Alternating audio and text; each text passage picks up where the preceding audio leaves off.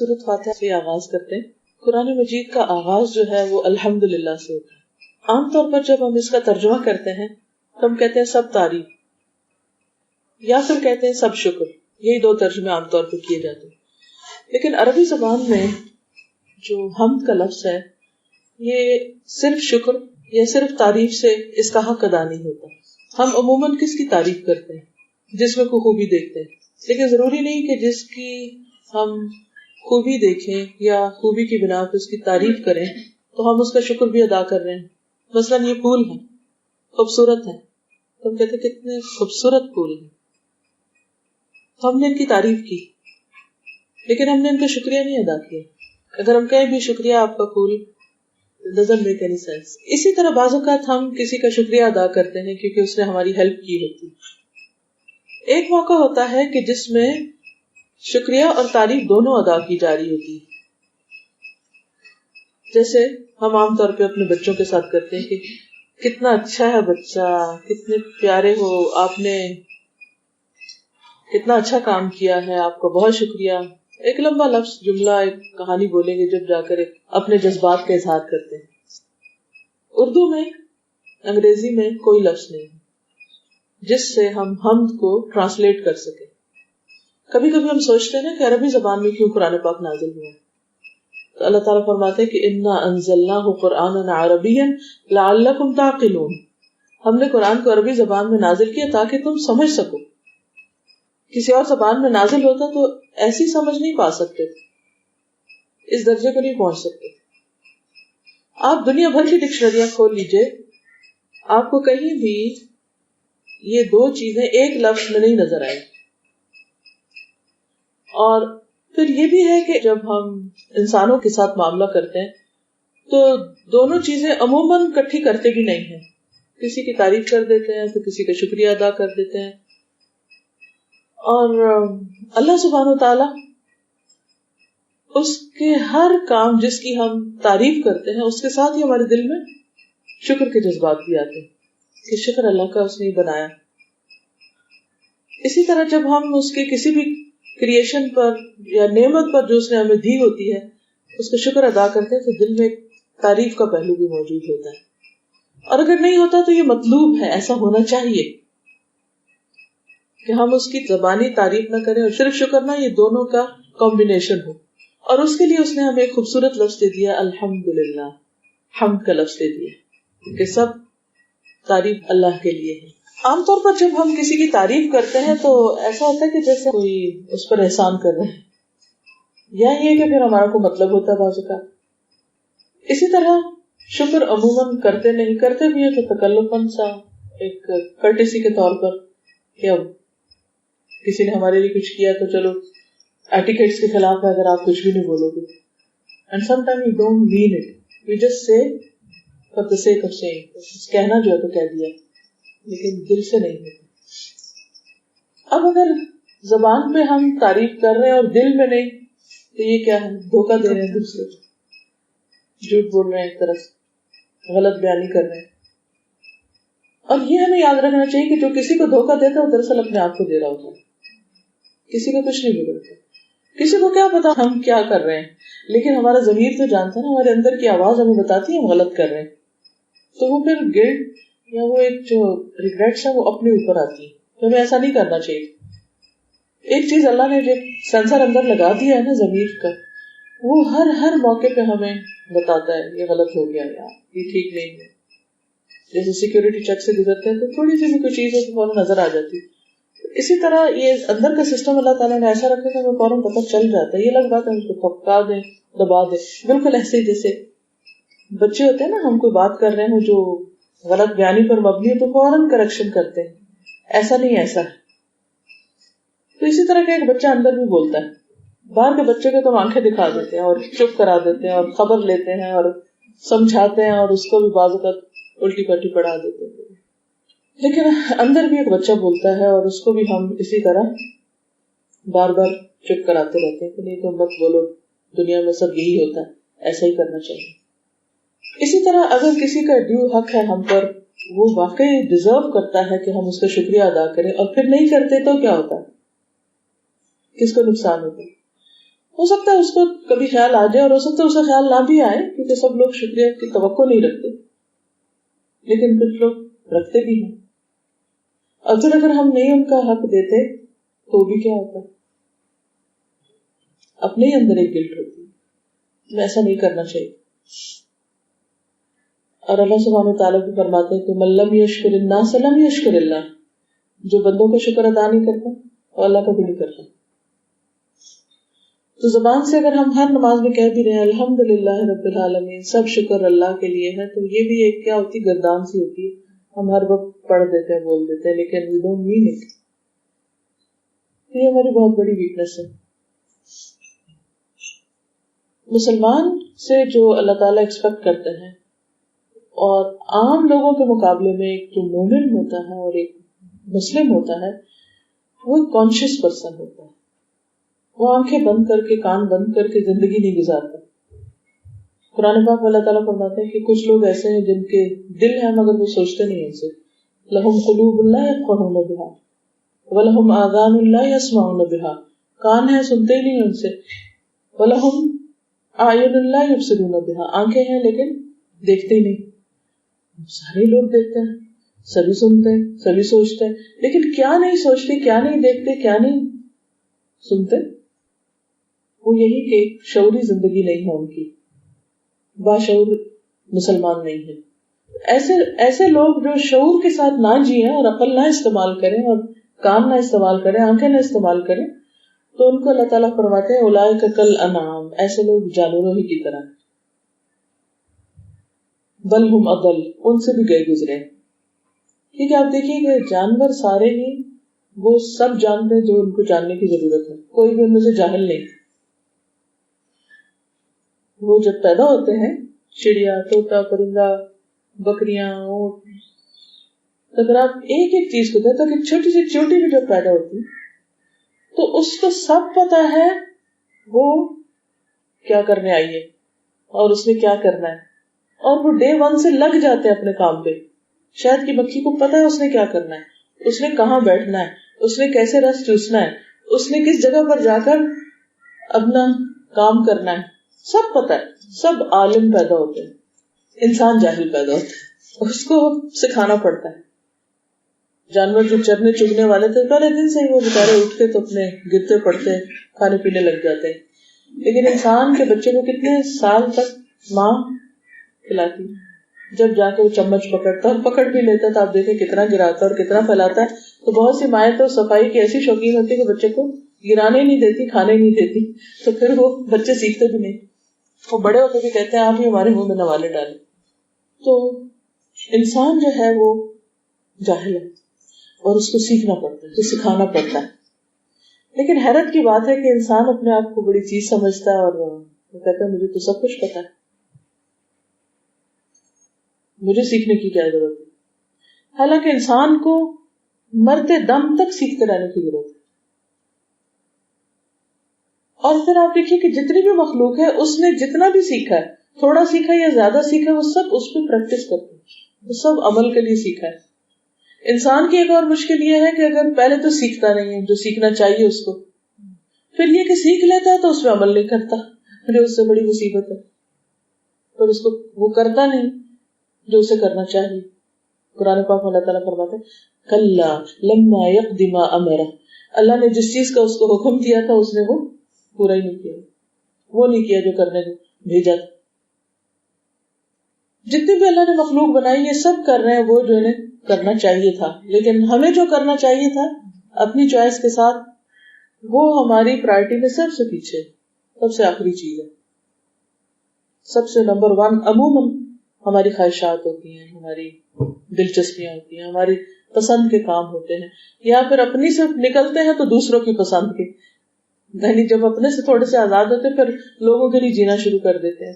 وہ کیا چاہتے ہیں کہ ہم کیا پہنے، وہ کیا چاہتے ہیں کہ ہم کیسے کھڑے ہوں، کیسے بیٹھیں، کیسے بات کریں، کیسے ہمارے ایکشن ہوتے، سب چیزیں ان کی مرضی کے مطابق چلنے لگتی ہیں. اور ایک اگر کسی کی مرضی ہم بھولے رہتے ہیں تو وہ ہے جس کی مرضی پہ دراصل ہمیں چلنا چاہیے. تو اس لیے life it self is a very big challenge. اور چونکہ ملی ایک دفعہ اس لیے غلطی کا چانس نہیں لینا چاہیے. کہ اچھا چلو ایک دفعہ غلطی کر لی، پھر سیکھ لیں گے، دوبارہ آ کے پتہ کر لیں گے کیا کرنا ہے. جب میں چھوٹی تھی تو پہلی دفعہ جیسے قرآن پاک پڑھا اور تو کچھ آیات مجھے بہت زیادہ دل پہ گہرا اثر ڈالتی تھی. اس میں ایک آیت جو بار بار قرآن پاک میں ریپیٹ بھی ہوئی ہے کہ جو لوگ دنیا سے جائیں گے اور انہوں نے وہ نہیں کیا جو انہوں نے کرنا تھا تو وہ جا کے بہت پچھتائیں گے اور وہ کہیں گے کہ ہمیں ذرا واپس بھیج دیں. تو اللہ تعالیٰ نے کہیں گے نہیں، واپسی نہیں.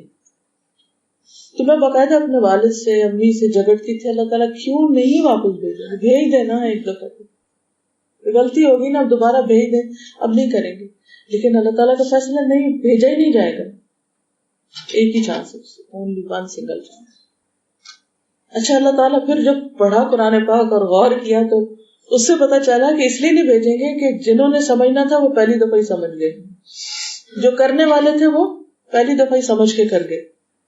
ان لوگوں کو اگر پھر بھی بھیجا جائے گا پھر یہ وہی کریں گے جو انہوں نے پہلی دفعہ کیا، اس لیے چانس دینے کی کوئی ضرورت ہی نہیں. کیونکہ اللہ تعالیٰ ہمیں بار بار چانس بھی دیتے ہیں، پھر ہم غلطی بھی کرتے ہیں، سکھانے کے بھی موقع دیتے ہیں، لیکن ہم پھر غفلت کا شکار ہو جاتے ہیں، پھر بھول جاتے ہیں، پھر وہ نہیں کرتے جو کرنا چاہیے. اب اس کا حل کیا ہو؟ اس کا حل ایک تو یہ ہے کہ ہم سیکھیں، سیکھتے رہنے کی ضرورت ہے. دوسرا یہ کہ ہمارے آس پاس ایسے لوگ ہوں کہ جو ہمیں ہیلپ کریں وہ کرنے میں جو ہمیں کرنا چاہیے، اور جہاں ہم بھولے ہمیں یاد کرائیں. اسی لیے اللہ تعالیٰ فرماتے ہیں والعصر ان الانسان لفی خسر الا الذین آمنوا وعملوا الصالحات وتواصوا بالحق وتواصوا بالصبر. قسم ہے زمانے کی، گزرتا وقت گزرتا چلا جا رہا ہے، سارے ہی انسان نقصان میں ہیں، سارے ہی ڈوب رہے ہیں، سوائے ان کے جو چار کام کریں گے وہ تیر جائیں گے. اور وہ ہے جو ایمان لائیں، جو اچھے اچھے کام کریں، عمل کریں، اور ایک دوسرے کو تھام کے رکھے، وہ تواصوا بالحق، ایک دوسرے کو حق پہ رکھے کہ نہیں یہ غلط ہے یہ نہیں کرو، اور ایک دوسرے کو صبر کے ساتھ صبر کی تلقین بھی کرے. اب یہ جو ہے ایک دوسرے کو حق کے اوپر جما کے رکھنا، یہ ہماری رسپانسبلٹیز میں سے ہے. یعنی ہم اتنا ہی نہیں کافی کہ ہم انہیں خود نماز پڑھ لی یا خود اچھے کام کر لیے تو بہت ہو گیا، نہیں، ہمیں اوروں کو بھی تھام کے رکھنا ہے، اور بلکہ ہر ایک دوسرے کا ضرورت مند ہے اس کام میں. کیونکہ انسان کے اتنے لائف میں اتنے چیلنجز ہیں، اور سیلف بہت ڈیفیکلٹ جرنی ہے، مشکل ترین سفر ہے. ہم جب ینگ ہوتے ہیں تو ہم بس ہماری زندگی رننگ میں گزرتی، بھاگ رہے ہیں، پہلے پڑھنے کے لیے بھاگ رہے ہیں، پھر شادی ہو گئی، پھر بچے ہو گئے، پھر ان کے پیچھے بھاگ رہے ہیں. وہی ایک لگی بندی روٹین ہوتی ہے، صبح اٹھے، ان کو تیار کیا، اسکول چھوڑا، ان کے پیچھے اور ادھر ادھر کے کام نپٹائے، وہ آئے ان کو لے آئے، پھر ان کے ہوم ورک، ان کی اسی دوڑ میں بس ایک اسپن کر رہے ہوتے. پھر کیا ہوتا ہے، بچے بڑے ہو جاتے ہیں، ایک دم ویکیوم ہوتا ہے، وہ اپنے اپنے گھروں میں چلے جاتے ہیں، اپنی اپنی دنیا، اپنی یونیورسٹیز، اپنے کالجز. پھر ان کا دل ہوتا ہے ماں باپ ہم کو چھوڑ دیں، ہمیں اپنی زندگی گزارنے دیں. اب وہ جو ایک ویکیوم آتا ہے تو اس میں انسان اسٹریس، ایک اور طرح کے ڈپریشن میں چلا جاتا ہے. پہلے اسٹریس ہوتا ہے، پھر ڈپریشن ہو جاتا ہے. آدھی زندگی اسٹریس میں گزری، آدھی ڈپریشن میں گزری، اور اینڈ آف دا ڈے پاس کیا ہے، اپنے لیے کیا ہے، پھر ریئلائز کرتے اپنے لیے تو کچھ کیا ہی نہیں، دوسروں کے لیے جیتے رہے، اوروں کو خوش کرتے رہے. پھر اس وقت ریئلائز کرتے ہیں کہ اچھا اپنی ہیلتھ کے ساتھ یہ زیادتیاں کی. پھر رونا بھی آتا ہے، اور بچوں کو کھلا رہے ہیں، بچوں کے پیچھے بھاگ رہے ہیں، اور کام کر رہے ہیں، نہ اپنی غذا کی پرواہ ہے، نہ ہیلتھ کی، نہ ایکسرسائز کی، نہ کسی اور چیز کی. جب ایک دم مینوپاز کو پہنچتے ہیں پھر پتہ چلتا ہے کہ اوہ بہت ظلم کیا اپنے ساتھ.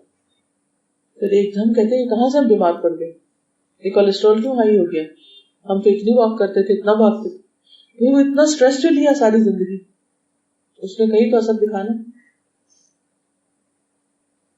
پھر دوسرا فیز ہوتا ہے ڈپریشن کا، بچے نہیں، اب کیا کریں، ہم نے تو کچھ اور سیکھا ہی نہیں، کچھ اور کرنا ہی نہیں آتا، اب کیا کریں. پھر اس کے بعد ہم سکون ڈھونڈنے کے لیے ادھر ادھر جو تھوڑی بہت کوششیں کرتے بھی ہیں تو بعض اوقات کافی نہیں ہوتی. اس لیے بہت ضروری ہے کہ جو کچھ بھی ہو ہمیں الحمدللہ کہنا آتا، نعمتوں کو اپریشیٹ کرنا آتا اور نعمتوں کا صحیح استعمال آتا، اور اپنا تعلق اپنے رب سے ایسا مضبوط ہو جیسے اللہ تعالیٰ فرماتے ہیں کہ یا ایھا الذین آمنوا لا تلھکم اموالکم ولا اولادکم عن ذکر اللہ ومن یفعل ذلک فاولئک هم الخاسرون. اے ایمان والو، تمہاری اولادیں اور تمہارے مال تمہیں اللہ کے ذکر سے غافل نہ کرے، اللہ سے تمہارا تعلق نہ کٹے، وہ نہ چھوٹے، وہ نہ دور ہو. جو یہ کرے گا وہ خسارہ پائے گا، وہ نقصان اٹھائے گا. مال اور اولاد کے پیچھے بھاگتے بھاگتے اگر خدا کو بھول گئے تو سخت نقصان اٹھاؤ گے. کل آخرت میں تو اللہ ہی جانتا ہے ہم سب کے ساتھ کیا ہوگا، مگر دنیا میں بھی ہمیں خود ریگریٹس ہوتی کہ ہم نے سب نے بے وفائی کی. بعض اوقات ہسبینڈ بے وفائی کر جاتے، بعض اوقات بچے بے وفائی کر جاتے، حالات تبدیل ہوتے رہتے. خود جب دوسروں کے لیے کچھ کرنے کے قابل نہیں ہوتے تو ان لوگوں کو بھی ہماری ضرورت نہیں رہتی. لیکن جن لوگوں کا تعلق اپنے رب کے ساتھ مضبوط ہوتا ہے، جن کی اپنے رب کے ساتھ کلوز کمیونیکیشن ہوتی، جو رب کے ساتھ دوستی کر لیتے ہیں، الا ان اولیاء اللہ لا خوف علیہم ولا هم يحزنون، پھر خوف اور غم نہیں رہتے. تو کوئی کچھ بھی کرے، انسان اپنے اندر اس کی ایک ٹھنڈک ہوتی ہے، اپنے اندر ایک اطمینان ہوتا ہے. ابھی ریسنٹلی مجھ سے کوئی ذکر کر رہا تھا کہ ان کی کوئی جاننے والی ہے تو ان کو اسی کو شاید ڈپریشن کی کوئی تکلیف ہوئی تو کسی سائیکاٹرسٹ کے پاس جا رہے ہیں. ایک سیشن کے 2000 دیتے ہیں. تو مشورے ان کو کیا ملے؟ مشورے یہ مل رہے ہیں کہ اپنے آپ کو جینا سیکھو، live by yourself، اپنے آپ کو خوش کرو جس بھی چیز سے. تو میں نے کہا انہوں نے کیا کیا؟ کہتے کہ وہ سب دن رات شاپنگ کرتے ہیں کہ وہ اس سے خوشی ملتی. بس ایک چیز ہے جس سے خوشی ملتی. ہر ایک کا کوئی ویک پوائنٹ ہوتا ہے، ان کا یہ ویک پوائنٹ ہے. کیا خریدتی؟ نئے نئے گیجٹس. میں کہا کیا کرنا؟ تو وہ بالے جان جتنی بلائیں اکٹھی ہوتی ہیں گھر میں اتنا ہی انسان کا دماغ اور الجھتا ہے. اتنی تاریں اکٹھی کر لیں انسان. اب دیکھیں 2-4 لگا دیں. پتہ نہیں آپ لوگ کمپیوٹر پہ کام کرتے ہیں، مجھے پتا نا کہ میں اس طرف کو دیکھتی ہوں، اس کونے میں تو دل گھبراتا ہے. تو کتنی بھی چیزیں آپ درازوں میں بھر لیں کیا ہوتے ببال ہو جاتے. کیونکہ جتنا زیادہ گھر بھرا ہوگا، جتنی زیادہ چیزیں ہوں گی ان کو دیکھ کے اتنی ایک تو ہماری ایموشنل اٹیچمنٹ ہو جاتی پھر ان چیزوں سے. یہ برتھ ڈے میں ملا تھا اور یہ فلاں نے دیا تھا اور یہ اماں نے دیا اور ابا نے اور یہ فلاں دوست نے اور یہ میں نے اس جگہ خریدا اور یہ اس موقع پہ خریدا. کوئی چیز کو ہاتھ نہ لگائے، بس وہ پڑی رہ پڑی الگ ببالے جان. دوسرا کیا کرنا کہا کہ اپنے آپ کو خوش رکھو اور دوسروں پر ڈیپینڈنٹ نہ ہو.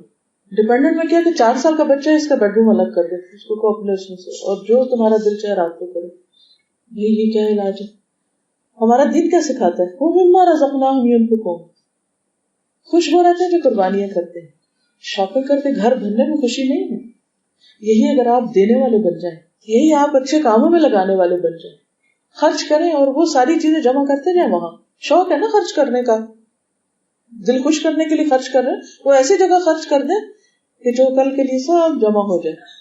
اور یہ اتنا آزمایا ہوا نسخہ ہے ڈپریشن کے علاج کا، جسے نبی صلی اللہ علیہ وسلم نے فرمایا داؤ مرضاکم بالصدقات، اپنے مریضوں کا علاج صدقے سے کرو. صدقہ یہ نہیں کہ آپ ایک آن لائن ٹرانزیکشن ادھر سے ادھر کر دیں، وہ بھی ایک ہے کہ آپ نے ادھر سے ادھر کر دیا، لیکن کسی یتیم کے پاس جانا، کسی بیوہ کی خدمت میں حاضر ہونا، کسی رولے ہوئے مٹی میں رولے ہوئے شخص کو اٹھانا، ان کے ساتھ بیٹھنا، بات کرنا، ان کو کھلانا، ان کو نہلانا، ان کے لیے کوئی بھی کام کرنا اپنے ہاتھ سے. جب آپ انسانوں کے قریب ہوتے ہیں، جب انسانوں کا دینے والے بنتے ہیں، تو پھر آپ کے اندر کے وہ غم نکلتے ہیں. وہ خاص قسم کی لہریں ہوتی ہیں جو کھینچ کے لے جاتی ہیں. اور اسی طرح حدیث میں آتا ہے کہ جو شخص یہ چاہتا ہو کہ اس کی عمر میں اضافہ، اس کے رزق میں برکت، اسے چاہیے کہ رشتہ داروں سے جوڑے. اگر آپ اپنے ہی بیٹے کو اپنے سے کاٹ رہے ہیں یا اپنے کسی رشتہ دار سے آپ مل نہیں رہے، آپ کبھی بھی خوشی نہیں ہو سکتی. جو مرضی کر لیں، ایک شخص دیکھنے میں بڑا نمازی ہے، پرہیزگار ہے، تہجد پڑھتا ہے، داڑھی بہت بڑی رکھی ہوئی ہے، حجاب لباس سب کچھ کا اہتمام ہے، لیکن اپنے ہی بہن بھائی سے روٹھا ہوا ہے سالوں سے، وہ لازمی ڈپریشن کا شکار ہوگا. کیوں؟ اس نے اللہ کے ایک حکم کی نافرمانی کر رکھی ہے. اور جہاں نافرمانی ہوگی، جہاں گناہ ہوگا، اس کا نتیجہ کسی نہ کسی شکل میں ضرور نکلے گا. تو اس لیے دین کا صرف ایک حصہ نہ لیں، یہ صرف ایک کام کر کے خوش نہ ہو جائیں، بلکہ پوری چیک لسٹ میں وقتاً فوقتاً دیکھیں کہاں خلا ہے. مثلاً بعض اوقات ہم اپنے والدین کو ہی فون کرنا بھول جاتے ہیں. بہن بھائیوں کے ساتھ تو وہ اٹیچمنٹ نہیں ہوتی جو ماں اور بچے کے ساتھ. تو شیطان تو ماں اور بچے کے بیچ میں بھی غلط فہمی ڈالنے سے نہیں رکتا، اوروں کے ہاں کہاں چھوڑے گا. تو ہمیں اپنے ساتھ اتنا آنےسٹ ہونا ہے کہ جہاں کہیں ہم دیکھیں کہ یہاں ٹھیک نہیں تو بس رک جائیں. وہاں ریڈ لائٹ ہے رک جائیں، یلو بھی ہے تو رک جائیں، ڈاؤٹ فل ہے تب بھی رک جائیں اور رک کے اپنے آپ کو منائیں. ورنہ وہ چھوٹی چیز بہت بڑی بن جاتی، وہ انا کے مسئلے اتنے بڑے بن جاتے ہیں کہ پھر ان فصیلوں کو پار کرنا وہ بہت مشکل ہو جاتا ہے. لیکن یہ اسٹرینتھ کہاں سے آتی؟ پھر اللہ کے ساتھ مضبوط تعلق کی سے آتی اور اللہ سے مانگنے سے آتی. امام ابن تیمیہ ایک بہت بڑے اسکالر تھے، ان کے بارے میں پڑھ رہی تھی کہ بعض اوقات ایک آیت کی جب تفسیر سمجھ نہیں آتی تھی تو صبح سے دوپہر تک بیٹھ کے صرف استغفار پڑھتے تھے. استغفار استغفار استغفار، اللہ مجھے معاف کر دے، اللہ مجھے معاف کر دے، میرے کسی گناہ کی وجہ سے مجھے نہیں سمجھ آ رہی، میری کوئی غلطی ہوگی. ہمارا عام طور پر ایٹیٹیوڈ کیا ہوتا ہے کہ دوسروں میں ہم غلطیاں تلاش کرتے ہیں. میرے سمیت یہ میں اپنی بات کر رہی ہوں، آپ کو نہیں کر رہی. لیکن اگر انسان اللہ سے مانگنا شروع کر دے، کیونکہ میں نے اسے باقاعدہ مانگا ہے کہ اللہ جہاں میری غلطی تو مجھے دکھا اور مجھے اس کا احساس دلا اور مجھے اصلاح کی بھی توفیق دے، اور میری انا جو ہے وہ ایسی نہ بن جائے کہ میں اس کے آگے خود ہی آڑے بن جاؤں. کہ بس ہے نا، سیلف ڈیفینس میں ہم اتنا آگے بڑھ جاتے ہیں کہ بعض اوقات کوئی ہمیں بتانے بھی لگے تو ہم کہتے نہیں نہیں تم بتاؤ بھی نہیں. اس لیے جب کوئی غلطی بتاتا ہے تو بہت برا بھی لگتا ہے، ایکسپٹ بھی نہیں کرتے، اس کو لینا نہیں چاہتے، ماننا نہیں چاہتے. بہت ساری اور ایسی چیزیں ہیں. بہرحال آپ کے ذہن میں کوئی بات ہو، کوئی آپ شیئر کرنا چاہیں، کیونکہ میں چاہوں گی کہ آج اگر ہم فوکس اللہ کے شکر کے اوپر ہی رکھیں، ہمیں نعمتوں کو اپریشیٹ کرنا اور جو کچھ ہمیں ملا ہے. پھر اپریسیشن میں یہ بات بھی آتی ہے کہ جو اللہ نے ہم کو دیا ہے اس کو ہم اللہ کے بندوں پر خرچ کریں اور ہم دوسروں کے ساتھ شیئر کرنے والے ہوں اور صرف اپنے لیے نہ جیئیں بلکہ دوسروں کے لیے جیئیں. تو کوئی بھی کچھ کہنا چاہے تو پلیز موسٹ ویلکم. اچھے دوست بہت اچھا رول پلے کرتے ہیں، یعنی ایسے دوست جو آپ کی بات سمجھنے والے ہوں اور جن کے ساتھ آپ شیئر کریں تو وہ آپ کو صحیح مشورہ دے سکتے ہیں، اور ایسے جن کے ساتھ آپ اگر راز شیئر کریں تو وہ اس کو دنیا میں نشر کرنے والے نہ ہوں. یہ جو وتواصوا بالحق والی بات ہے، وتواصوا بالحق وتواصوا بالصبر، یہی اس کا علاج ہے. اکیلے میں آپ ذکر کر لیں گے، اللہ سے دعا مانگیں گے، اللہ سے مضبوط تعلق کے کوئی بھی طریقے ہوں گے، لوگوں پہ خرچ کریں گے، لیکن اس کے ساتھ ساتھ ضرور ایسا آپ کا سرکل ہونا چاہیے کہ جہاں پر آپ اللہ کی خاطر جڑیں. اللہ کی خاطر جڑنے کا جو اجر اور ثواب ہے وہ قیامت کے دن انبیاء اور شہداء بھی ان لوگوں پر فخر کریں گے، ان کو یعنی کہ دیکھیں گے کہ جو اللہ کے لیے ایک دوسرے سے محبت کرتے تھے، جس کے اندر کوئی دنیا کا لالچ نہیں تھا، کوئی ایسی چیز نہیں تھی، ایک دوسرے کے لیے سنسیئر، خیر خواہ اور اچھا مشورہ دینے والے، اور جس کے سامنے ہم اپنا آپ کھول کے رکھ دیں کہ مجھے میری غلطی بتا دو، جس کی بات کو مان بھی جائیں اور پھر اصلاح بھی کر لیں. عام طور پر یہ چیز بہت ریئر ہے، لیکن ایسا نہیں ہے کہ ہے ہی نہیں. ان کے لیے دعا کر کے، کیونکہ بچوں کی دعائیں ان کو پہنچتی ہیں. نہیں، زندگی میں ہم نہیں دے سکے یا خوشی نہیں دے سکے یا خوشی کی بجائے ہم نے ان کو تکلیف دی. ہر بچہ ہی دیتا ہے، میں سمجھتی ہوں، جیسے کوئی ایکسیپشن نہیں ہے. کیونکہ جو بچے ہوتے ہیں ناسمجھ ہوتے ہیں، ہم نادان ہوتے ہیں، ہمیں خود بھی نہیں پتا ہوتا کہ ہم کیا کر رہے ہیں، ہم اپنے آپ کو جسٹیفائی کر رہے ہوتے ہیں. لیکن جب ہاتھ سے وقت چلا جاتا ہے پھر ریئلائزیشن جب خود بڑے ہوتے ہیں پھر ہوتی ہے، تو اس وقت بعض کا تلافی کا وقت نہیں ہوتا. تو ان کے لیے ہم صدقہ بھی کر سکتے ہیں اور ان کے لیے دعا بھی کر سکتے ہیں، اور اپنی معافی کی تو خود دعا مانگنی چاہیے کہ اللہ ہم نے جو کوتاہی ان کے حق میں کی کہ تو ہمیں معاف کر دے. لیکن یہ ہے کہ بچوں کی جو دعا سے والدین کو خوشی، اصل میں تو مقصد خوشی پہنچانا ہے نا، اس کا ازالہ کرنا ہے.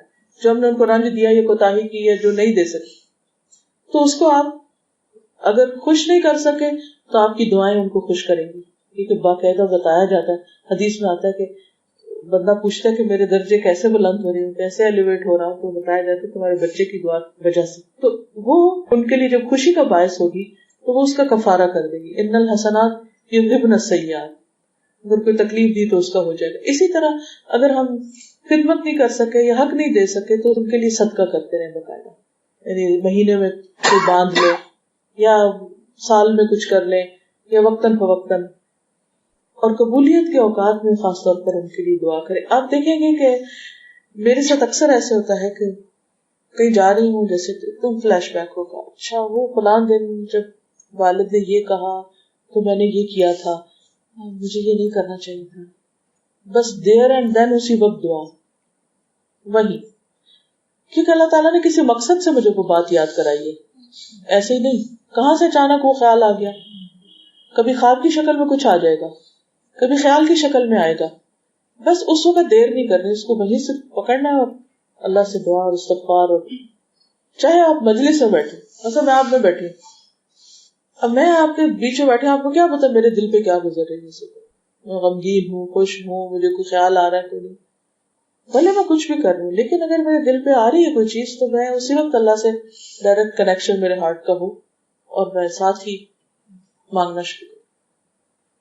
مضبوط تعلق، دیکھیے مضبوط تعلق میں ایک تو ہے جیسے ہم کچھ اچھے کام کرتے ہیں، نیکی کے کام، مثلا ذکر ہے، نماز ہے، دعا ہے، وغیرہ وغیرہ، یہ چیزیں تو اپنی جگہ ہیں.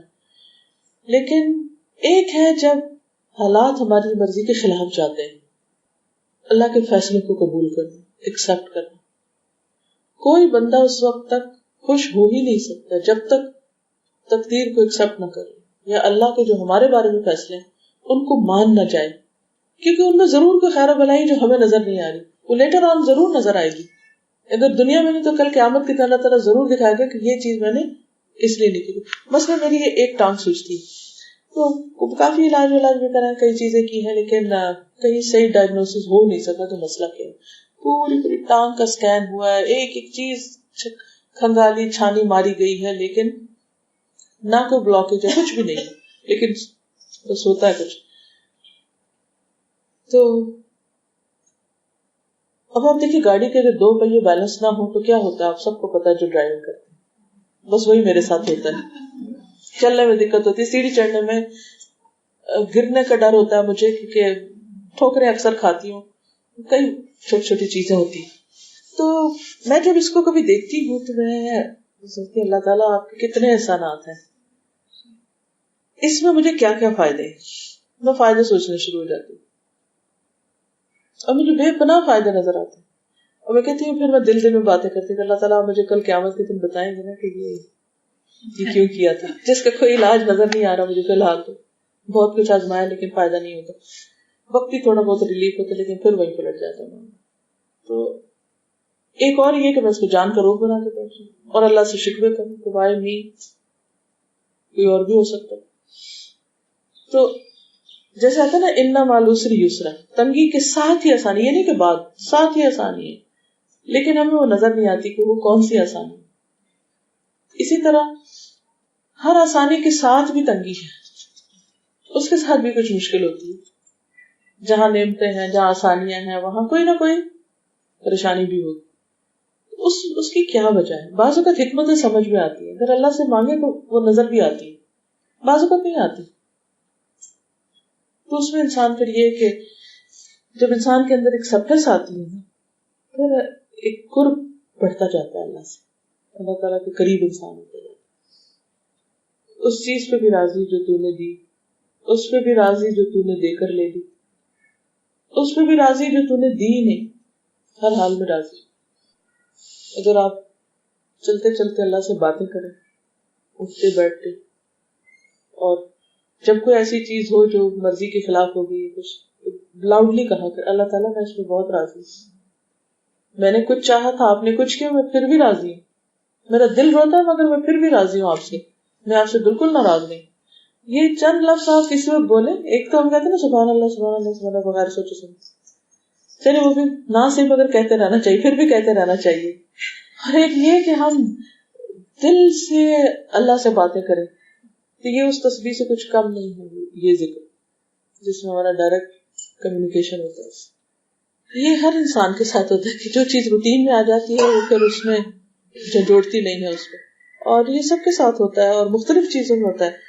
مثلا آپ دیکھیے کہ سورج کا نکلنا کوئی معمولی واقعہ ہے, لیکن کیوں نہیں ہمیں لگتا کہ اللہ نے ایک اور دن دے دیا, کیوں نہیں شکر کرتے اس کو, کیونکہ روٹین ہو گئی. روز سویرے اٹھتے ہیں سورج نکلا ہوا ہوتا ہے, تو جب ہم جس چیز کے بھی عادی ہو جائے تو ایسا ہونے لگتا ہے. لہٰذا اب اس روٹین کو توڑیں, اس کے لیے کوئی نیا طریقہ آزما کے دیکھیں کہ وہ کون سا ہے. جو لوگ ہر وقت مانے پڑتے ہیں وہ روٹین ہو جاتی. اچھا پھر اس کے بعد یہ ہے کہ میں بتا کیا کرتی ہوں, میں جہاں سے پڑھنے لگتا ہوں آگے سے آتا ہوتا ہے یا وہ پھسلنے لگتا ہے نا. جیسے نماز میں آپ پڑھتے 100 روکو اپنے آپ کو, پھر سارے لاتے کیا پڑھ رہے تھے, کیا کہا, کون سی صورت پڑھی, کیا پڑھنا ہے کرتے. تو مجھے اب یہ فائدہ دیتا ہے کہ جیسے میں نا قرآن کو بیچ بیچ میں سے کھول کے تو ایسے مختلف چیزوں کو ایسے دیکھتی ہوں جیسے کوئی, اس سے مجھے فائدہ ہوتا ہے. تو مختلف طریقے اپنے پہ آزمائیں, کون سی چیز کسی وقت سنوں گی. جیسے آج جب میں سورۃ مریم سن رہی تھی, ایسے ہی ہم سب کے پاس کچھ نہ کچھ ٹیپ, آئی پیڈ, کوئی نہ کوئی چیزیں ہوتی, تو بیچ میں سے کہیں سے بھی کچھ لگائی. آج میں لگایا سورۃ مریم لگ گئی, اور اس میں جس طرح مختلف پیغمبروں کے واقعات کا ذکر ہے اور جس طرح انہوں نے دعائیں مانگی, تو وہ ایک عجب اثر دل پہ ہوا. تو کبھی کوئی قاری کی آواز میں سنا کریں, کبھی کسی کی آواز میں, کبھی کہیں سے پڑھا کریں, کبھی کہیں سے, روٹین خود توڑا کریں. ٹھیک ہے, مختلف طریقے آزمائیں. جب آپ اپنے والدین کی بخشش کی دعا کرتے ہیں اس سے آپ نفل پڑھیں, یہ نفل ہے. والدین کی بخشش کی دعا کے لیے کوئی شرط نہیں ہے, نہ نفل کی شرط ہے نہ صدقے کی. ایک تو میں نے بتایا نا دیر اینڈ دین, جب ان کی یاد آئے تو اسی وقت آپ پڑھ لیں. اور ایک یہ ہے کہ جب آپ نفل پڑھ رہے ہیں تو صبح دعا کر لیں. کبھی یہ ہے کہ بہت دل بھرا ہوا تو جا کے نفل پڑھ کے دعا کر لیں. کوئی پابندی نہیں ہے, جیسے دل چاہے کریں. جی 2 رکعت نماز نفل, بس سادے نفل پڑھ کے اس کے بعد دعا کر لیں, کیونکہ نماز کے بعد دعا کر لیں. کنسپٹ یہ کہ ان کو بخش دیں.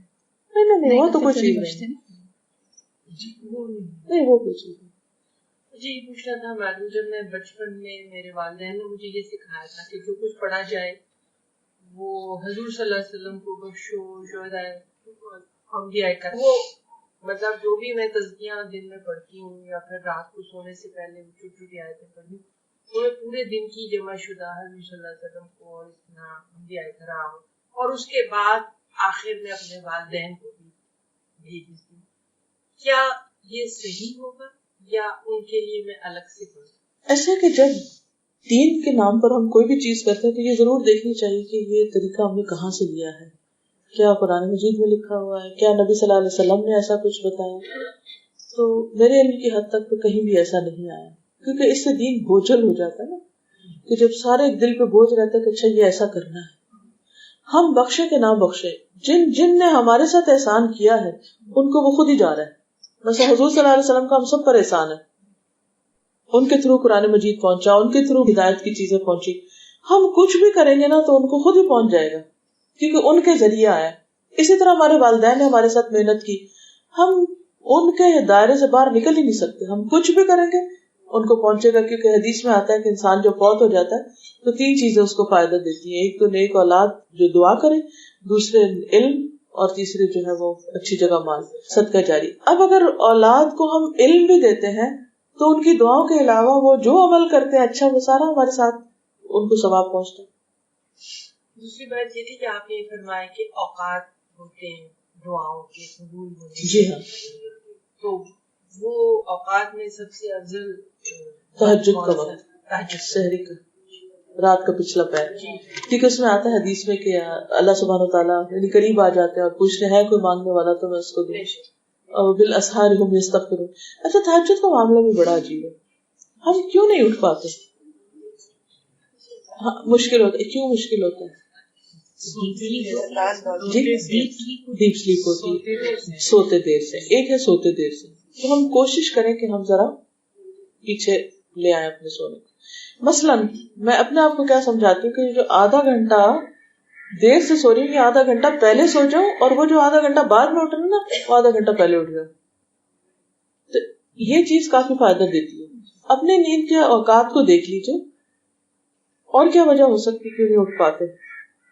دن کو آرام نہیں کرتے، قیلولہ نہیں کرتے، کیونکہ نبی صلی اللہ علیہ وسلم نے صبح اٹھنے کا جو نسخہ بتایا وہ دن کو قیلولہ کرنا ہے. وہ ہمارا کانسیپٹ ہی نہیں، حالانکہ وہ اتنی مفید چیز ہے.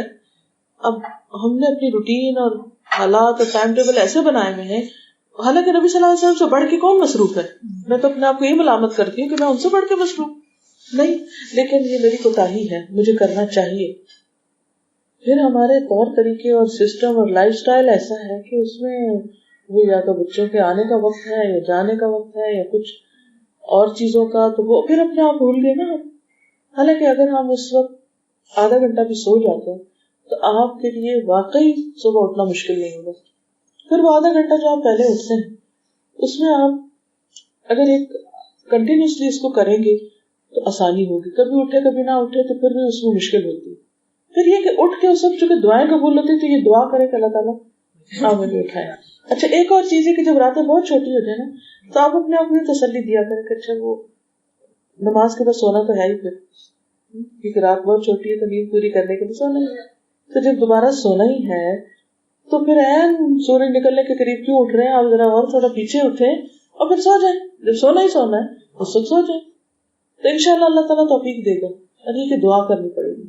آپ دیکھیں کہ اسلام آباد جو فلائٹ صبح 7 بجے جاتی ہے تو اس کے لیے ایئرپورٹ جانے کے لیے ہم کو 5 بجے 5:30 نکلنا ہے. تو 5:30 نکلنے کے لیے کب اٹھنا پڑے گا؟ پہلے اٹھنا پڑے گا. چونکہ ٹکٹ خریدا ہوتا ہے تو فلائٹ مس کرنے کے چانس مولے سے. لیکن وہی خزانے والی بات ہے نا کہ اگر ہمیں یقین ہو جائے کہ وہ آدھا گھنٹہ جو چلے گھنٹہ نہ سے آدھے گھنٹے ہی پہلے اٹھنا شروع کر دیں اذان سے، تو اس میں آپ دیکھیے کہ جو کچھ ملے گا ان دعاؤں سے. اور صرف دعائیں نہیں، میں تو یہ سمجھتی ہوں کہ اس وقت میں انسان کو جو انرجی ملتی ہے نا اچھے کام کرنے کی، اور یکسوئی اور ایک اسٹرینتھ، اور ایک انسان اس کو کمپریہینڈ بھی نہیں کر سکتا. پھر اگر ایک دفعہ آپ کو وہ مزہ آ گیا نا تو آپ کو بالکل دل نہیں کرے گا کہ آپ لیٹ اٹھے. الٹا چڑ ہوگی کہ کیوں لیٹ اٹھے. آپ کا دل کرے گا کہ میں اسی وقت اٹھنا چاہتا ہوں. انشاءاللہ تعالیٰ مشکل نہیں. آپ نے کہا کہ ہمیں میڈیا اور ان سب کی مدد کرنی چاہیے. تو کبھی کبھی ہم دیکھتے ہیں یہ خیال آتا ہے کہ نا ہم ترس کھاتے ہیں ان پہ اور ہم یہ سوچتے ہیں کہ ان کا کوئی نہیں ہے تو ہمیں مدد کرنی چاہیے. کیونکہ اس کے سے ہمیں اللہ تعالیٰ میں مسٹرسٹ ہونے لگتا ہے. تو ہم کیسے ان کی مدد کریں بغیر ایسی فیلنگس کے ساتھ کہ اللہ تعالیٰ نے ان کو کیوں نہیں دیا؟ ہاں، اور جیسے کہ ان کا کوئی نہیں ہے یا اکیلے ہیں یا اس طرح کی فیلنگس. اس میں یہ ہے کہ اللہ تعالیٰ نے ہر ایک کا امتحان لیا ہے. کسی کو دے کر لیا اور کسی سے لے کر لیا. ضروری نہیں کہ ایک شخص جو نیڈی ہے وہ اللہ پہ کم یقین رکھتا ہے. بہت سے جن کے پاس بہت کچھ ہے اس کا بھی یقین کوئی نہیں اللہ پہ. ضروری نہیں کہ جس کے پاس کچھ نہیں ہے وہی مزریبل ہے. جن کے پاس ہے وہ اس سے بھی بعض اوقات اپنے آپ کو زیادہ مزریبل بتاتے ہیں کیونکہ ان کا obvious ہوتا ہے. تو اس لیے ہمارے اندر اس طرح کی فیلنگ آتی ہے. ورنہ سکون کا جو تعلق ہے وہ مال سے نہیں ہے کہ کسی کے پاس مال زیادہ ہو جائے گا تو وہ سکون زیادہ ہو جائے گا. صحابہ کرام کو آپ دیکھیں کہ حیرت ہوتی ہے کہ 2 کھجوریں کھا کے دن گزار رہے ہیں. ہم بھی نہیں کر سکتے. اور پھر اس میں انتہائی مالدار بھی ہیں. حضرت عبد الرحمن بن عوف اور کچھ صحابہ، حضرت عثمان خود. اور حضرت عثمان کون تھے؟ حضور صلی اللہ علیہ وسلم کے داماد تھے، سن ان لا. 2 بیٹیوں کی ایک کے بعد دیگری. کتنا مال تھا ان کے پاس. اتنے امیر سن ان لا کے آپ سسر تھے اور خود آپ کے گھر میں کیا ہوتا تھا 2 مہینے چولہا نہیں جلتا. نہ آپ کسی انفیریورٹی کمپلیکس میں تھے نہ وہ کسی سپیریورٹی کمپلیکس میں تھے کہ ہم زیادہ بہتر ہیں گے، کیونکہ یہ تو کوئی کرائٹیریا تھا ہی نہیں کہ کس کے پاس مال کتنا ہے. اس طرح کا اسٹیٹس کانشیس کوئی نہیں تھی کیونکہ ان کا معیار اور تھا ان اکرمکم عند اللہ اتقاکم، کہ تم میں سب سے زیادہ عزت والا وہ ہے اللہ کے ہاں جس کا تقوی اور اللہ کا خوف زیادہ ہے. صحابہ کرام ایک جگہ پہ بیٹھتے تھے. یہ بہت بڑی اچیومنٹ ہے اسلام کی. ایک جگہ پر غریب، امیر، انتہائی پڑھے لکھے، بالکل ان پڑھ، سب ایک جگہ بیٹھے، سب اکٹھے کام کر رہے ہیں. जितना यकीन की कमी बेशी होगी उसके मुताबिक हजरत अबू बकर रज़ी अल्लाह ताला अन्हु जिनके ऊपर इतनी बड़ी जिम्मेदारी आ गई थी नबी सल्लल्लाहु अलैहि वसल्लम के बाद, नमाजों में इतना रोते थे, हैरत होती है मुझे बाज़ औक़ात कि वो कुरान पढ़ते जाते थे, रोते जाते थे, और जो कुरैश के बच्चे और औरतें थी वो तांता बांध के खड़े होकर देखते थे। तो मुझे अक्सर ये बात बहुत हैरान करती कि हम भी कुरान पढ़ते हैं, हम क्यों नहीं रोते? यकीन की कमी है। सबसे पहले क्योंकि मैंने आपको पहली दफा सुना है, वेरी अनफॉर्चुनेटली कि मैं पहली दफा आई हूँ, आपकी आवाज में इतना सुकून है कि रियली अल्हम्दुलिल्लाह। एक तो मुझे आप हज बदल का बताएगा, क्योंकि मेरी बात होती थी हज बदल में ये कि अगर आपने अपना हज कर लिया हुआ है तो आप उनकी तरफ से कर लीजिए। औलाद या करीबी रिश्तेदार कोई करे तो ज्यादा बेहतर था कि वो हर चीज के सारे रिचुअल अच्छी तरह पूरी तरह अदा करेगा। और अगर उनको फर्ज था तो उनके माल में से होना चाहिए, और अगर उनको फर्ज नहीं था और आप अपने तौर पर एक उनको फायदा पहुंचाने के लिए करना चाहते हैं तो आप अपने माल में से कर लीजिए। नहीं, इससे कोई फर्क नहीं पड़ता। बेटी करे, बेटा करे, बीवी करे, हाँ किसी और से करवा लीजिए, लेकिन ऐसा हो ट्रस्टवर्दी कि जो सारा कुछ ठीक से करे। वो ये ना कहे कि बस ठीक है, पिकनिक है मेरे लिए, किसी का माल है। घरों में देखा है कि जैसे इंतजार होते हैं तो वहाँ कुरान शरीफ नहीं पढ़ा जाता, मतलब वो इंतजार के वक्त भी लोग बस थोड़ा सा पढ़ के जाने पर कुरान शरीफ लिटरली नहीं पढ़ा जाता। तो वो सही है कि नहीं? क्योंकि इवन सोयाम तक भी देख रहे तो लोग बस आते हैं, अफसोस कर रहे, बैठ गए बस। तो ये मतलब वो कहते हैं ना कि जो इंसान चला गया उसका तो वही चैप्टर क्लोज हो गया, लेकिन कई घरों में अब नहीं पढ़ा जाता। तो वो इसमें बेसिकली जो सबसे फायदेमंद चीज है ना वो दुआ है।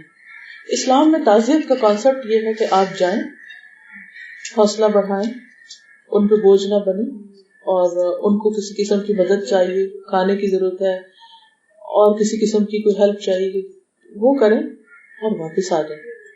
ये जो हमारे यहाँ एक होता है ना कि सारा दिन मैयत के घर में बैठ ही रहते हैं, फिर खाना शुरू हो जाता है, फिर और घर वाले बेचारे एक तो सदमे से निढाल होते हैं, दूसरे साथ ही अनएक्सपेक्टेड मैनेजमेंट करनी पड़ती है।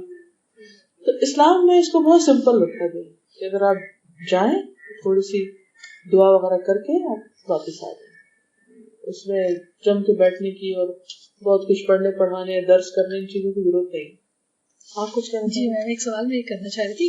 ओवरऑल हमारी कौम के अंदर मैम ये हो गया है कि एक हैव नॉट्स की क्लास और एक जिनके पास है, और जिनके पास है वो ये समझते हैं कि हम प्रिविलेज्ड हैं और हमारी चूंकि सारी नीड सेटिस्फाइड हैं तो we are in a better position या बहुत बेहतर है। और एक पैराडाइम हो गया है कि जो जिसके पास नहीं है वो फ्रस्ट्रेटेड है, वो एजिटेटेड है, वो छीन के खाना चाहता है। तो ये वाला जो अब हमारी कौम के अंदर ओवरऑल एक कॉन्सेप्ट डेवलप हो गया है, और आप इस वक्त अगर कोई भी टॉक शो सुने जिसमें यूथ आ रही है या वो लोग आ रहे हैं जिनके जो रोड शेडिंग का शिकार हैं या जिनके पास रिसोर्सेज नहीं, वो एक तरीके से ये शो करते हैं कि अब ये वाला जो एटीट्यूड है जिसके अंदर एक एंगर है वो जस्टिफाई कर लिया। तो मैम इससे अपनी कौम को निकालने के लिए क्या पहला रवैया हमें चेंज करना पड़ेगा कि अल्लाह का शुक्र है जिनकी नीड्स पूरी हो रही हैं उनको ये पैराडाइम बदलना पड़ेगा कि नीड्स पूरी होने का मतलब ये नहीं कि हम सेटिस्फाइड रहें, इवन नीड्स पूरी ना भी हो अगर हमारी और हम शेयर कर सकें किसी को तो हम फिर भी सेटिस्फाइड रह सकते हैं। तहसीद कौम हमें ऐसे प्रोजेक्ट्स और ऐसे प्राइवेट सेक्टर में इस तरह के काम करने चाहिए कि जिससे दूसरे लोगों को हम काम पे लगा के उनकी मदद कर सकें। आमतौर पर ट्रेंड क्या हो गया, जिसके पास ये पैसे होता है बैंक में रखा दो, महीने का आ जाएगा और आप आराम से बैठ के खाओ, काम करने की जरूरत नहीं। टैलेंट है, हुनर है, स्किल है, सब कुछ है, पैसा भी है, मेहनत नहीं करना चाहते, ना पैसे वाले बाज़ करना चाहते, ना वो करना चाहते, और अगर वो कोई काम शुरू भी करते तो जो काम जिनके पास वो काम नहीं करना चाहते। यानी दोनों तरफ से मुश्किल है ना, लेकिन वहाँ कुछ किसी को तो शुरू करना ही पड़ेगा, कुछ ना कुछ तो कर। और अगर कोई और नहीं भी कर रहा तो हम जो कर सकते हैं वो तो करें। कल ही मैं किसी ने यूट्यूब पर मुझे लिंक भेजा, खातून कराची की है, आप शायद जानते होंगे, कहती है कि मेरी मासी की बच्ची को स्कूल में दाखिला नहीं मिला। तो मैंने पूछा कि क्यों नहीं दाखिला मिला, तो उसने कहा बस उन्होंने कहा नहीं हमारे पास जगह नहीं है, यानी हम नहीं दे सकते। तो उसने कहा मुझे बड़ी तकलीफ हुई, तो मैंने कहा अच्छा ऐसा करो तो उसको ले आया करो, मैं पढ़ा दूं। कहती फिर मुझे ख्याल आया कि अच्छा मैं 2-3 और कुछ और इकट्ठा करके तो गराज स्कूल उन्होंने खोला, और ये 10 साल पहले शायद उन्होंने खोला थे, तो 400 बच्चे हैं उसमें है, اور کتنے سارے بچے اس میں کتنے اچھی اچھی جگہوں پر آگے چلے گئے ہیں. تو میں سوچ رہی تھی کہ ایک خاتون اگر اپنے گراج میں ماسیوں کے بچوں کو پڑھانا شروع کر رہی ہے اور اللہ نے اس کے کام میں اتنی برکت دی ہے اور وہ آگے 400 بچے, تو ہم بھی کچھ تو کر, چلے 400 نہیں 40 ہی پڑھا دیں, کچھ تو کر سکتے. چلے پڑھا نہیں سکتے, ان کے بٹھانے کا, کچھ کرنے کا, مل کے کچھ نہ کچھ ایسے پروجیکٹ شروع کر سکتے. تو ہم میں سے ہر ایک کو کچھ نہ کچھ کرنے کی ضرورت ہے. نقاب کے بارے میں بھی آپ بتائیں گے کہ مطلب قرآن شریف میں کون سی صورت میں؟ سورۃ الاحزاب 59 ہے آیت, جس میں اللہ تعالیٰ فرماتے ہیں کہ یا ایھا النبی قل لازواجک وبناتک ونساء المؤمنین, اے نبی صلی اللہ علیہ وسلم اپنی بیویوں سے, بیٹیوں سے اور مومن عورتوں سے کہہ دیجیے یدنین علیہن من جلابیبہن, کہ اپنی چادر کے اپنے اوپر سے لٹکا لیں. کہ جیسے وہ گھونگھٹ ہوتا تھا نا پہلے, بیسیکلی تو اس چیز کا حکم ہے. یہ جو نقاب کی موجودہ شکل ہے, اس کو ہم نے اپنی سہولت کے مطابق, اور وہ اوپر نیچے سے کسی نے یوں باندھ دیا, کسی نے کسی طرح. تو اب یہ جو ہے حکم ازواج, جی اس میں آپ دیکھیے کہ ڈفرنس آف اوپینین ضرور ہے. بعض کے نزدیک تو فرض ہے, لازم کرنا چاہیے. بعض جو یہ کہتے ہیں کہ فرض نہیں, وہ یہ ضرور کہتے ہیں کہ ہائیلی ریکمینڈیڈ ہے. ٹھیک ہے, تو اب یہ ہے کہ اس کی پریکٹیکل شکل مختلف معاشروں میں جس طرح کی کلودنگ فرق ہے, اس کے حساب سے لوگوں نے اپنے اپنی ایڈجسٹمنٹ کی ہوئی ہے. لیکن یہ کہنا کہ ہے ہی نہیں سرے سے, یہ بات غلط ہے. حاجت کے بارے میں آپ نے بتایا کہ صحیح طریقہ, کیونکہ پہلے دو نافل پڑھ کے حاجت دعا پڑھتی تھے, وہ ایک کارڈ پہ جاتے. مجھے کسی نے کہا کہ نہیں وہ اس کے بارے میں کچھ جانتے. دیکھیں حدیث چاہے ضعیف بھی ہو, لیکن اللہ تعالیٰ قرآن پاک میں فرماتے ہیں یا ایھا الذین آمنوا استعینوا بالصبر والصلاۃ, اے لوگوں جو ایمان لائے ہو صبر اور صلاۃ سے مدد لو. ہے نا حکم قرآن 2 دفعہ یہ آئے. صبر تو ٹھیک ہے, ہم اپنے برداشت کر رہے ہیں, نیگیٹو ریئیکشن شو نہیں کر رہے, لیکن صلاۃ, نماز پڑھو, نفل پڑھو. نبی صلی اللہ علیہ وسلم کا طریقہ کیا تھا, جب کوئی تکلیف ہوتی, مشکل آتی, فوراً نماز پڑھتے. یہی تو نماز حاجت ہے کہ ہم دوڑ رہے ہیں, کوئی حاجت پیش آ گئی ہے, غم آ گیا, دکھ تکلیف پریشانی, ہم جا کے نفل پڑھ رہے ہیں. اب اس کے بعد وہ جو دعا ہے کہ یہی پڑھو, تو اس کے بارے میں آتا ہے کہ ضروری نہیں کہ وہی پڑھو. اگر آپ وہ دعا کے طور پہ پڑھ لیتے ہیں تو پڑھ لیجیے. وہ آپ استغفار کر کے پڑھنا چاہتے, درود شریف پڑھ کے کچھ پڑھنا چاہتے اپنی زبان میں, لیکن اس میں کوئی شک نہیں کہ حاجت کے لیے اللہ ہی کی طرف جانا چاہیے.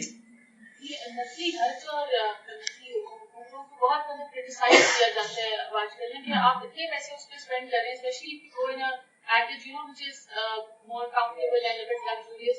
تو اس میں یہ ہوتا ہے کہ وہ کہتے ہیں کہ آپ اتنے پیسے وہاں اسپینڈ کر رہے ہیں, تو اٹس بیٹر کہ آپ نہ جائیں اور آپ اس چیریٹی کا آپ دے دیں.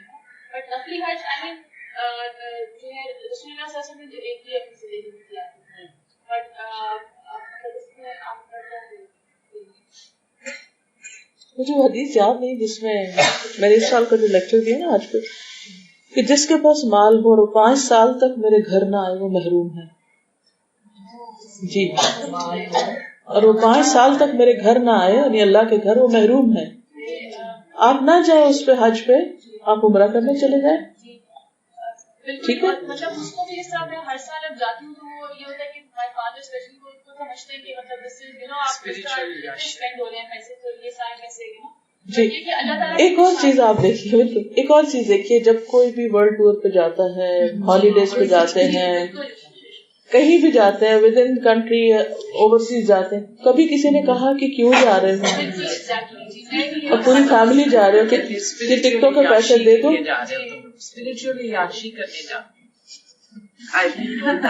وہ بھی اپنی طرف سے سوچتے ہوں گے کوئی بھلائی کا کام, لیکن میں سوچتی ہوں کہ جو نہیں جاتے وہ کتنا بھلائی میں لگا رہے ہیں, وہ کہیں اور لگ ہی رہے ہوتے ہیں, وہ بھی تو لگا ہی رہے ہوتے ہیں اللہ کی طرف. ایک اور بات یہ ہے کہ میں نے تو اس میں بہت ہی خیر و برکت دیکھی ہے کہ اللہ کے گھر کے قریب کی جو زمین ہے اس کو سجدے کی بات ہی کچھ اور ہے. مجھے تو ایسا لگتا ہے کہ جیسے سال بھر کی جتنے بھی وہ ہوتا ہے نا, جتنے گیجٹس کے بیچ میں ہم رہتے ہیں اور وہ ساری ہمارے اندر ریس جاتی ہے, تو اس کی اینٹی ڈوٹ کرنے کے لیے بہت ضروری ہے. جب اللہ توفیق دے، جب حیثیت ہو، صلاحیت ہو. خود بھی جا نہیں سکتے جب اللہ کا آخری واقعی جب اللہ چاہتا ہے تو تبھی جا سکتے ہیں. آپ سوچتے رہتے ہیں، آخری منٹ پہ وہ something کینسل ہو جاتا ہے بعض اوقات، اور بعض اوقات آپ کا کوئی ارادہ نہیں ہوتا، سب کچھ بند ہوتا ہے اور آپ کو بلاوا آ جاتا ہے. الحمدللہ. ٹھیک ہے، اجازت. بہت شکریہ. سبحانک اللہم و بحمدک، نشہد ان لا الہ الا انت، نستغفرک و نتوب الیک.